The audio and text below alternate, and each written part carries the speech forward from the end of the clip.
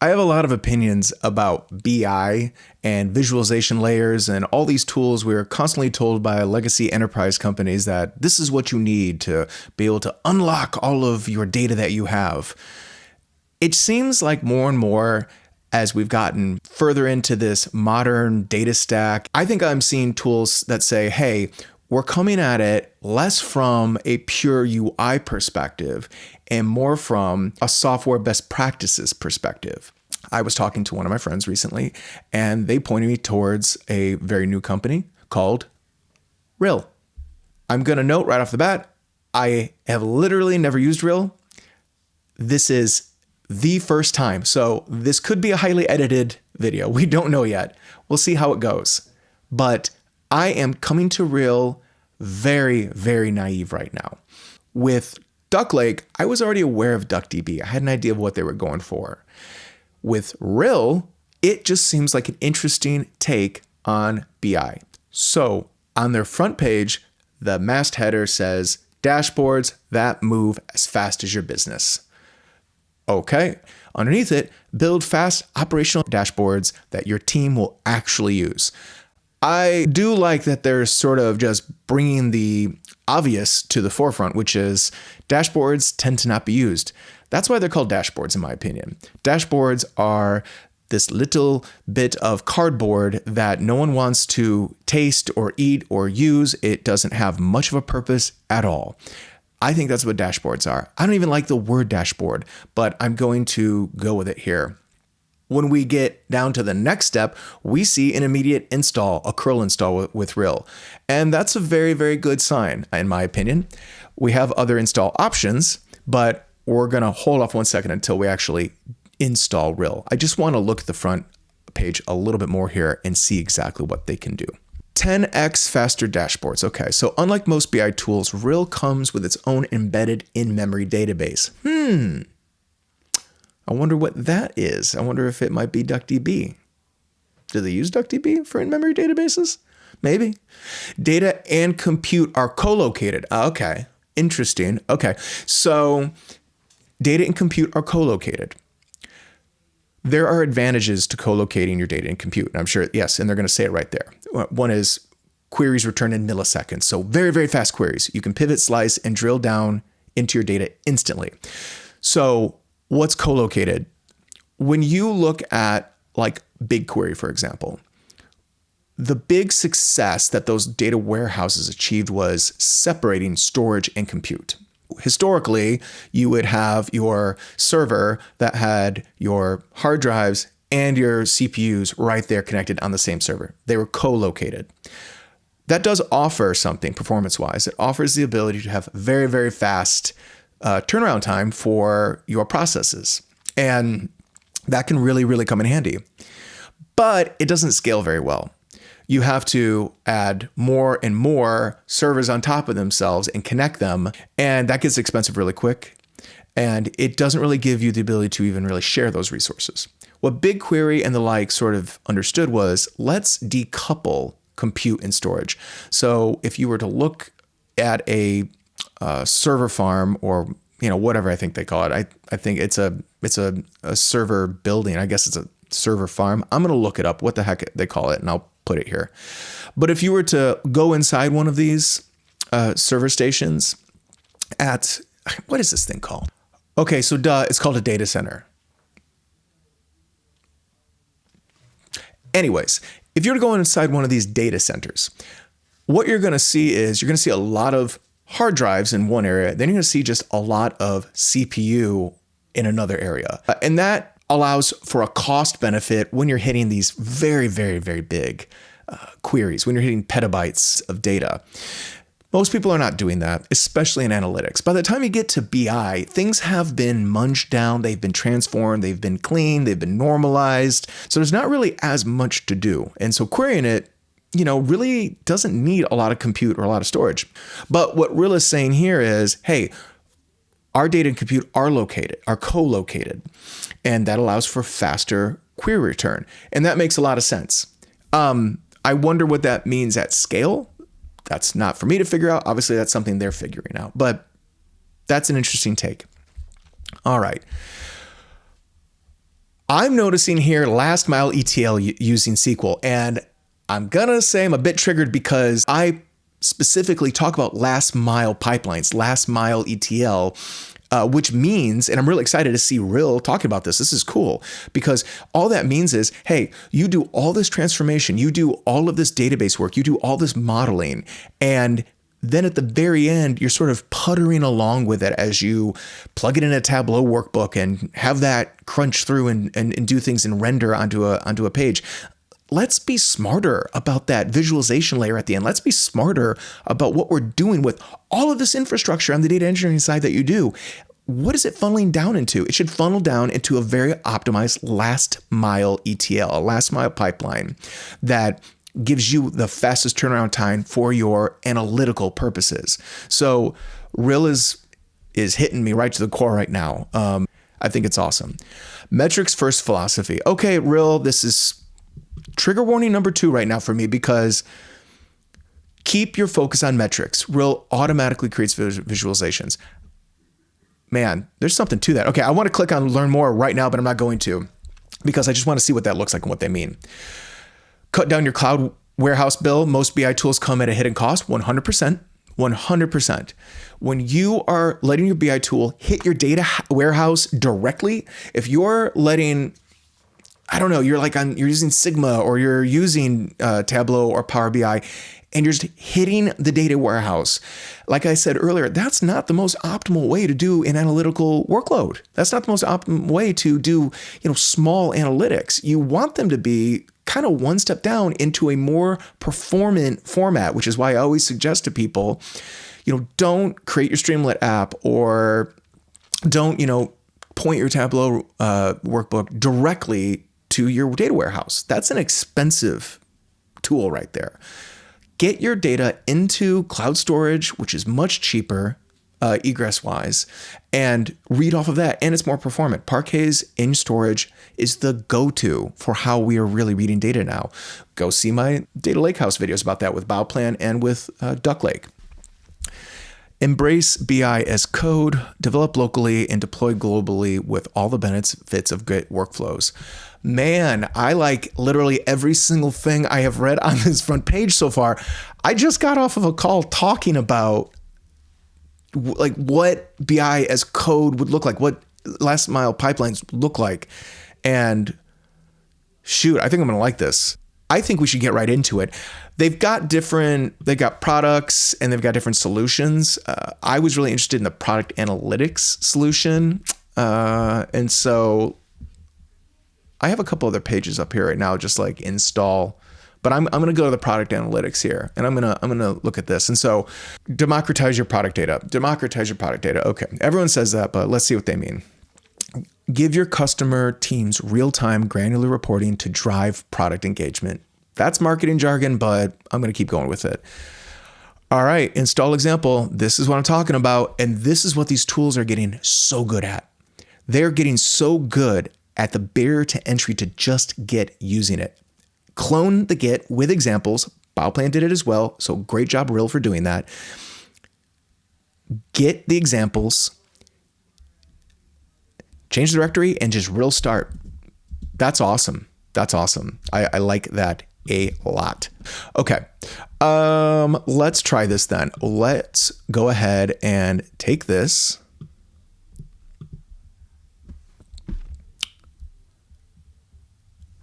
Oh, and my keyboard is dead. I need to charge it. Okay, keyboard now currently on a power source. Let's get back to it.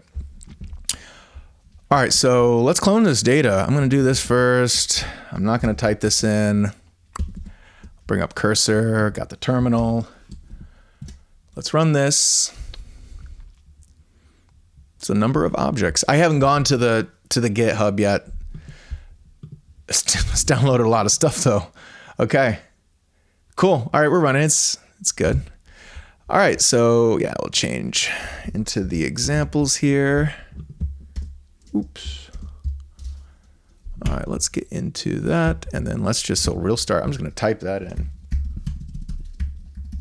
Rill start. All right, let's see what happens. Oh, command not found.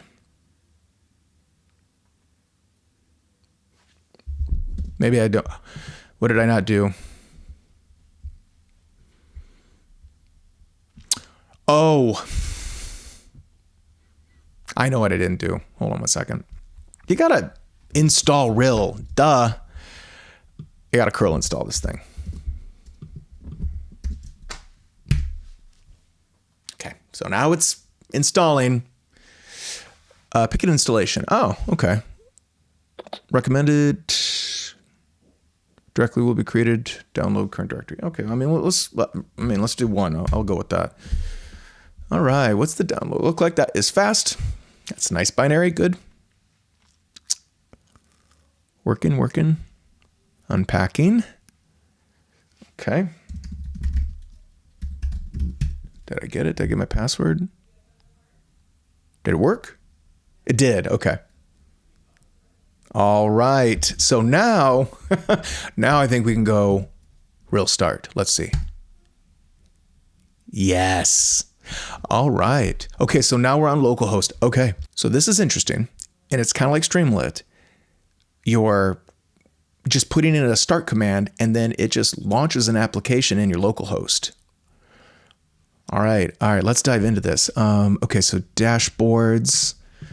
They got a YAML here, metrics. Okay, we're in YAML space. Okay, they got some SQL that we can already look at. Oh, hey. Yeah. DuckDB is the in-memory database. Everybody, Rill knows what it's doing. Does this look like the DuckDB UI? I have to try the DuckDB UI still.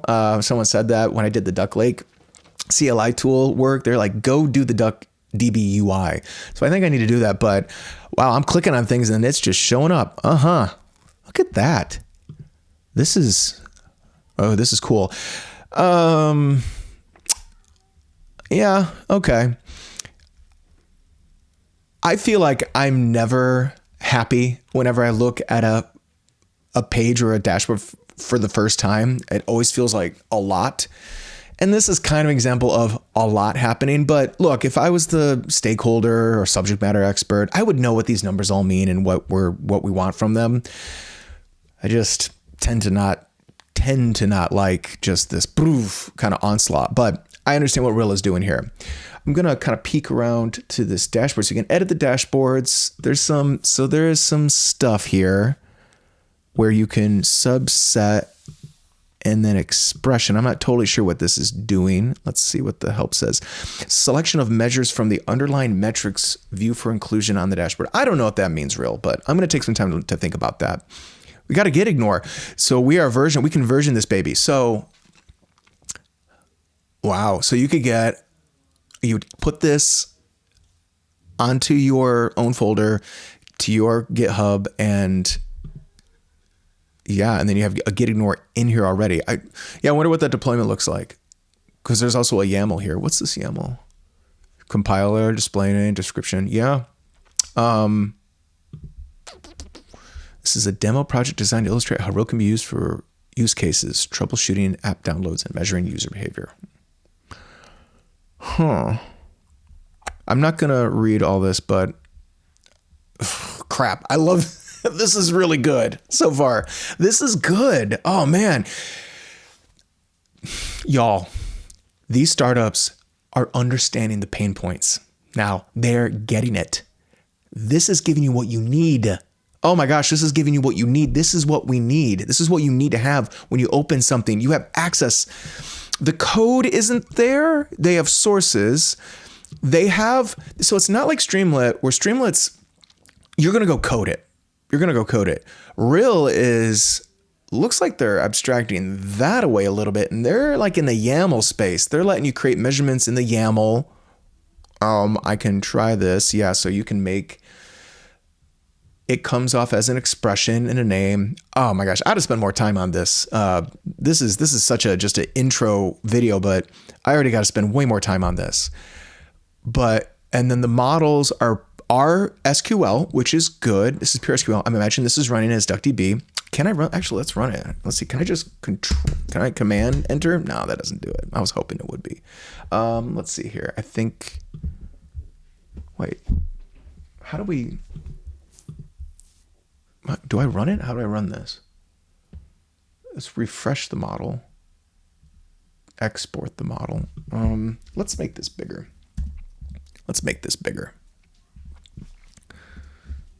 Yeah, that's big enough. The dashboard will probably look silly, but this is probably a little easier to read. So this, I guess, is the output. Oh, okay. Oh, all right. So is this gonna be? So if I just went here and I just went, okay, download count. It does the sort of auto SQL. And that's how fast it is, because it's hitting the DuckDB in real time as you type it in. And I know Mother Duck, I believe, is doing this now.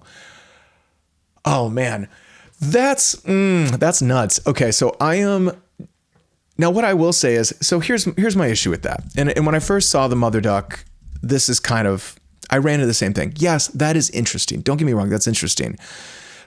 But maybe it's the way that I work. But now I have download count, but what are the other column names? I tend to use the output as a reference for the column names.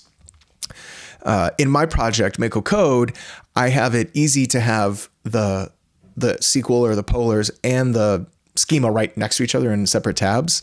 But yeah, so I guess I get a little bit lost with that, because like now, and I'm sure Rill is going to be like, oh my gosh, Hoyt, you're not using this right. What are you doing? But look, I'm just coming naively working how I'd normally work. And so I like to have, like, how would I pick all of these? Maybe this works kind of like BigQuery, where I could click. No, can't do that. Okay, let me go back to the star. And all right, they're building the model. Okay, so maybe I could pick the column I want. How would I add columns to this? Okay, let's see, double click. Wait, privacy. What happens when okay, copy the column name to the, oh, okay, so, wait, you can copy it. Okay, got it. Okay, it tells you it's a double. Okay, so pin this to the left side of the table. Okay, I'm getting in the weeds here with this stuff. But honestly, the auto, I do get it. But even like right there, can I turn this off? This auto off? Because like if I do that, it's building each time. I don't know. I feel like that's a little overkill. Like, why would I want to do that? Maybe I'm not supposed to be in the SQL doing this. What if I put material? Well, actually, this is all commented out, right? But I don't know. Maybe if I put it as false, no, it's still doing it. Okay. Yeah, I suppose I believe this materialization probably has to do with what it's going to do when you actually run it. But yeah, I don't know. Constantly building that model each time, it feels a little. I mean, I understand the cool factor there, but that seems a bit much as I'm trying to just, kind of work on things. I don't know. It's just running in real time. I would probably get used to it. Is autosave, is that off? Have I fixed it now? If that happens, okay. So autosave is sort of this idea of, this is what's kind of driving the replay each time. So if I take this off, yeah, then I can kind of get in here. One thing I would like right now, one thing I would like to do is what BigQuery will let you do, which is with the scheme over here. I do appreciate that that these sort of model columns are over here. I do appreciate that. And I do appreciate about this hover over. I like the hover over with the data types on there, and that you could, I should be able to just double click that name in my opinion, but copying to the clipboard with the up and click is a little, I don't know, it's a little bit much, but anyways, I do like it that it's there, but I would really like to just, if I bring that out, I would like to just maybe click. I would like to get that added to it. If you understand what I'm saying. So like the schema, you click on the schema and it would show up in the SQL. That's something that BigQuery does. I'm just saying. It's just something I'm used to. It's like in my workflow. But anyways, yeah, let's keep going. Let's keep going. Let's think about this. So this lets you pick what you want to pick. And this is kind of everything.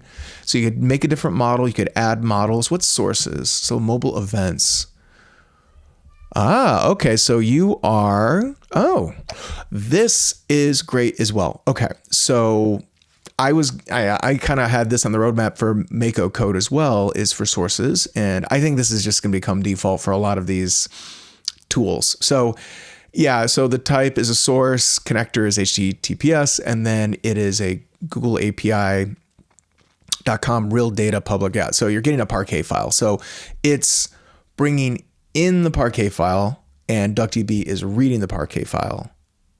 But that is that's a URL. So I wonder how it's reading it. I wonder if it downloads the Parquet locally, or if it's using just DuckDB, which I think would be via Apache Arrow as well. I think they leverage Arrow as well, I'm pretty sure, to read the Parquet.